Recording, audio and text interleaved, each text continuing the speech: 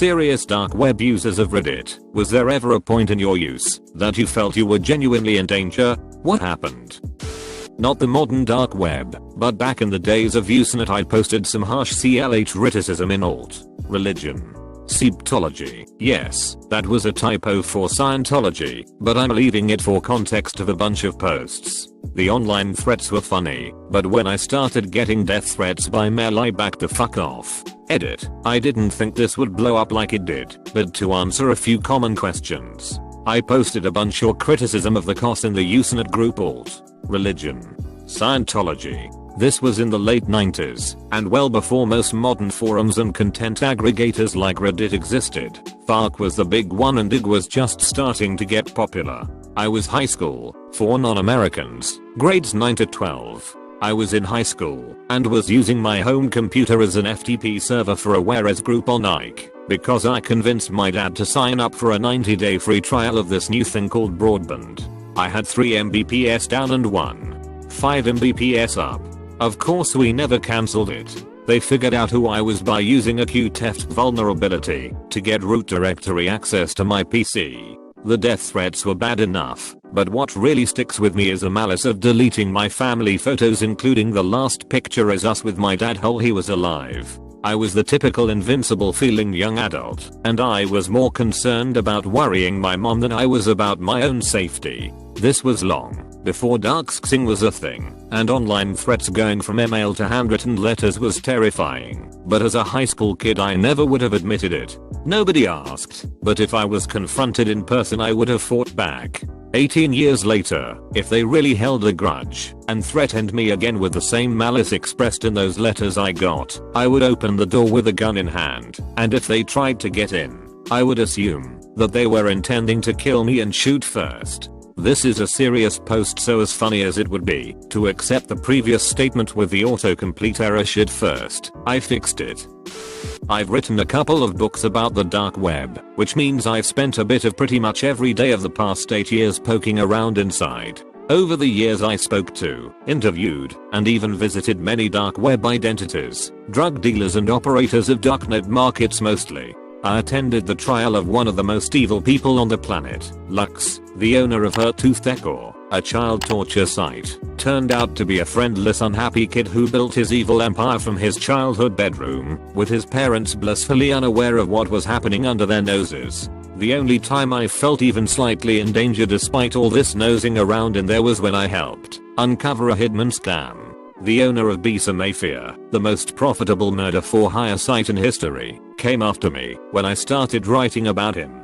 He made loads of threats. You don't know who I am, but I know who you are and where you live. But that wasn't scary, as I had access to the backdoor of his site thanks to a friendly hacker, and knew he didn't really want to hurt anybody. It took a bit of a darker turn when he told the people who had signed up to work as hitmen on his site, and who he made video themselves burning cars with signs on them to advertise how legit his site was, then never sent them the promised money for doing so, that I was the owner of the site who had ripped them off. That could have become ugly, but luckily even the thugs weren't dumb enough to believe him.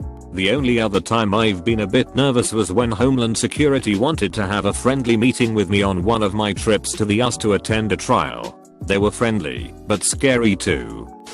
I've never personally felt I was in actual danger, so to speak, since I take proper precautions, but early on I did accidentally come across a site/forum while exploring that was filled with snuff photos of women people had assaulted and then knocked out or killed. Shut down my browser pretty quick after that, but felt uneasy for a long time after. I was a casual orderer of the dark web for a while and got pretty big into it and started buying slightly bulky packages of drugs. If you knew the markets for a while then you would know one called Alpha Bay was the best of the best. The Amazon of drugs and fraud would be its best description.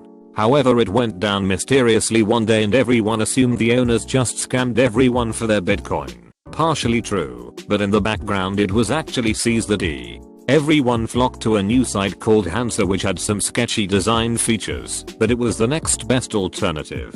Turns out the Dutch police took over the site, and with cooperation of multiple governments ran a drug distribution onion site with over $1 million of transactions for around a month. They were gathering information from unsuspecting users, including me, who bought with faulty security practices. Now this is where I started freaking out. Imagine trafficking drugs through the mail, and the Attorney General at the time, Jeff Sessions, makes a speech live on television that he was going to crack down and explicitly explains how fucked everyone on Hansa was because they have been gathering data for over a month. And in a big dick energy move closes the site and puts up a banner in its place saying everyone who has purchased will be prosecuted to the fullest extent of the law during his live speech.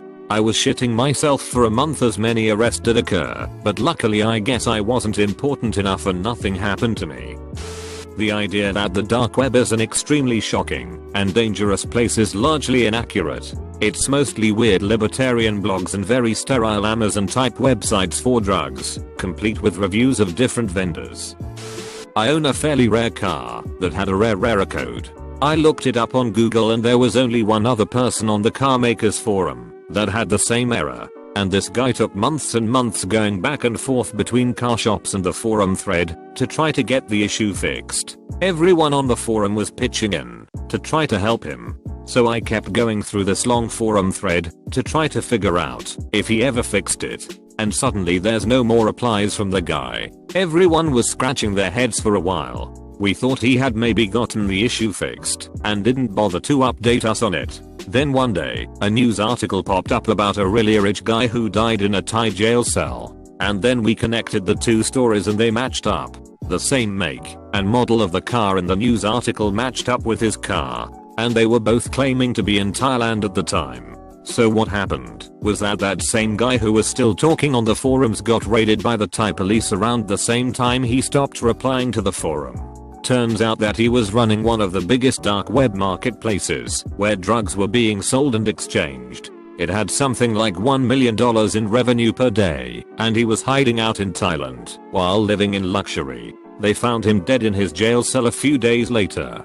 They claim he died of suicide. You don't just stumble onto the scary parts of the dark web. You had to have been looking for something sinister if you happened to come across one of the sites. Even then, getting access to said sites isn't as easy as most of them are invite based. Most of it is just the normal internet with questionable forums. Think 4chan but slightly worse, and petty drugs. It's very hard to reach the criminal parts of the dark web unless you have very specific URLs, and even then the host has the option to deny you access. However, once you're in, it can become a slippery slope. There's hitman, human trafficking and snuff films and such, but a vast majority of these sites are scams asking you to send them Bitcoin. A small portion of users on the dark web would be there for this sort of stuff. However, buying drugs online is quite popular and widespread. Single vendors can have $500,000 plus in lifetime sales. It's quite safe to use. You use PGP to encrypt your address so only the seller of the drugs has access to your private info. If your package is seized, they have no proof you ordered it, unless they seize your computer and you have that information stored on it. You can use Tails/USB to avoid this. Even if your packages get seized, you'll often get a love letter saying what they seized, and there is no follow-up after that.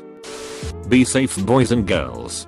Don't give out your information or communicate with others. And if you plan on purchasing anything, use a secure Linux OS like Tails. Use private keys. Connect to a public Wi-Fi spot, not your house. Encrypt all messages. Use multi-signature markets, so your chances of losing your Bitcoin lessens. Escrow preferably. Never send your Bitcoins from a wallet attached to you directly to the seller. Tumble your coins first. And when the package arrives, don't open it for a few days. A friend of mine gave me all this info and told me I should help you guys out. In college, some friends and I ordered a 100 sheet of acid using Bitcoin to our college P.O. boxes. We got pretty terrified when it didn't arrive when it should. We thought it was found by USPS, our own mail service, or the D. We were paranoid. Turns out they just shipped it later than they said. We got our 100 tabs, but that was a very stressful week and a half for all of us. Not really a dark web user, but I got darksked by an Ianazi group on the dark web and ended up having to use the dark web to find the websites that had my information. Department of Homeland Security and the FBI showed up on my doorstep because they were threatening to send me letter bombs and send people to abduct and r//me. It was scary shit. They all fell off the face of the earth recently, so I'm just hoping the feds got to them. Edit. I elaborated more in the comments. Feel free to ask questions, but I might not give too much more information out. I don't want to be identified by anyone who's come across my tasks or is associated with the group who did this in the first place. Edit. Holy shit, thanks for 8k upvotes. Never gotten that many before, mayo.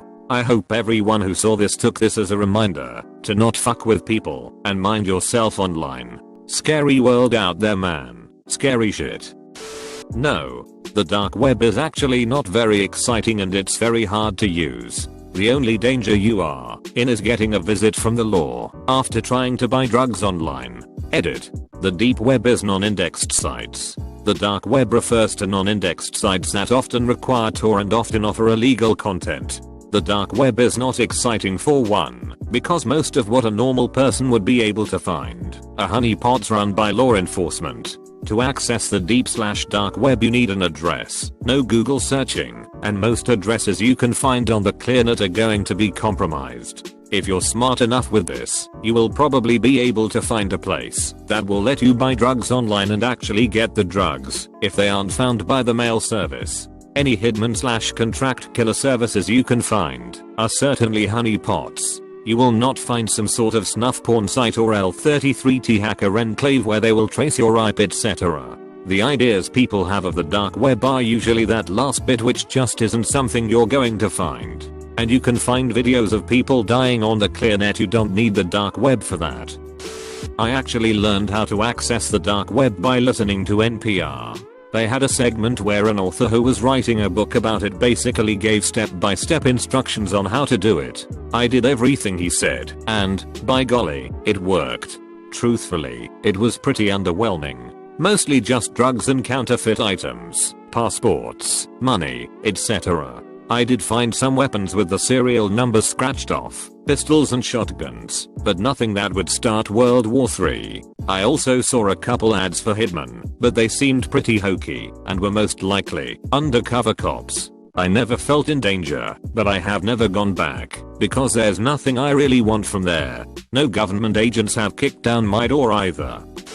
The only real difference between the internet you and I are using right now and the dark web is that you need special software or configurations to access it. You have plenty of opportunities of finding bad shit on the regular web. With that in mind, I'd say that the regular web is more dangerous since it lulls you into a sense of security. I mean, most people these days have a significant amount of their personal information on there. The dark web, you're likely going to have a sense to be more anonymous. Personally, I just used it for playing a WoW private server back in the day, since the hosts didn't want to get a C&D from Blizzard. Religious Silk Road and CGMC user here. I used to get the stuff delivered to my dorm, but the package didn't come directly to my room. I had to go pick it up from my dorm building office. For my third or fourth order from Silk Road, I got an email saying that a package had arrived for me, but when I went to pick it up I was told by a app that my package was in the door's office. I was freaked out. I also for some reason was getting a lot of spam calls, which added to my anxiety. I was scared shitless. I didn't go to pick it up for like 4 days and kept getting emails from the door to come pick it up. I didn't go because I thought that it was a setup. But after a couple days I said fuck it, because I had paid a lot of BTC for that order, so I went to pick it up. It was literally nothing. The people holding on to my order couldn't have been more nicer. They couldn't give me a reason why that package was delivered there and not to my dorm. So I just kept ordering more, lol. Not dark web, but mid-90s web. I was 12, and obviously puberty was in control. This was chat room days. Kid I was acquainted with, an Eagle Scout nonetheless, had all these floppy, and I mean floppy disks full of pornographic images from some asshole supposedly in Texas. Me and a few other friends were over puberty, so were eager to see naked women. It soon took a quick turn with girls that were likely my age. I immediately noped the fuck out and never really talked to the kid again. But knowing the Boy Scouts I wasn't getting involved, but I was like 13 and didn't even wanna tell my mom I was interested in women. I regret that day a lot. I should have called the police. Sadly I just compartmentalized it. 1996 was weird. Someone who isn't me was on a drug marketplace once, where heroin, crack cocaine, sometimes PCP are listed, but if you're experienced, you don't even bat an eye. What that person did see once were pills pressed from the residue powders that ostensibly covered the press. These included mixtures of meth, fentanyl, Xanax, Molly, amphetamines, GHB. Shit is scary because you have no idea what exact ratios the mixture will be composed of, and with heavy hitting, high-odd potential drugs like fentanyl, everyone wouldn't be surprised if that particular listing led to multiple overdoses. Not really, it's just sometimes some creepy shit on the dark web forums. I have seen more disgusting things on 4chan, to be honest. Other than that you have to be specifically searching for that shit, and even then it's hard if there is no one search engine but many, and with different results. The dark web is general dull, most of the site is just for dealing drugs. Other than it's dull, not to say that there is not some interesting site on there.